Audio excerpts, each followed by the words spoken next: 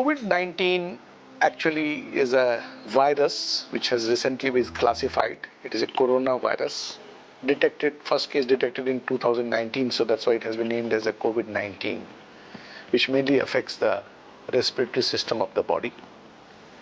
And we have a whole range of viral infections, from a patient who has got no problem but carrying the virus, to a patient who has got mild flu-like symptom, to the patient who needs to be admitted in the hospital, to the extent that some of them may need to intensive care, and we know that a certain percentage of patients die.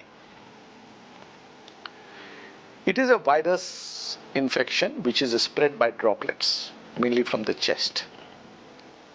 So the first part of infection that you must remember, that a normal looking person can be a source of coronavirus 19, COVID-19.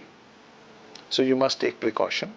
And the biggest source of precaution is not to touch any surface which may have been theoretically in contact with the fluid of a person who could be potentially infected. It has been found that simple soap water may not be sufficient all the time. An alcoholic component in the hand wash is better. You must wear a mask to avoid people sneezing on your face. A normal distance of few meters should be maintained. That's why the government has gone for isolation, most of the people. If you are 2 meters away, you will not catch it. The droplet will not come to you.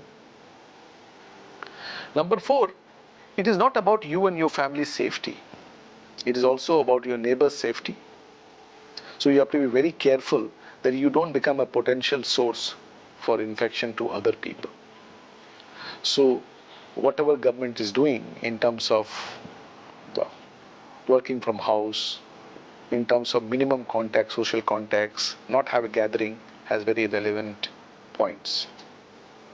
Remember that the first casualty, or the most likely casualty, is going to be an old person or a person who is already sick with some kind of disease.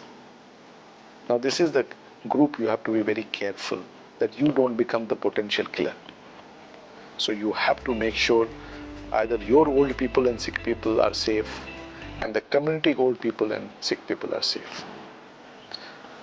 Wear a mask, minimum travel, minimum contact, wash your hands frequently, don't keep touching your face, don't keep touching other people's face, have the traditional namaste, live in a clean environment, be safe, but also be safe for others.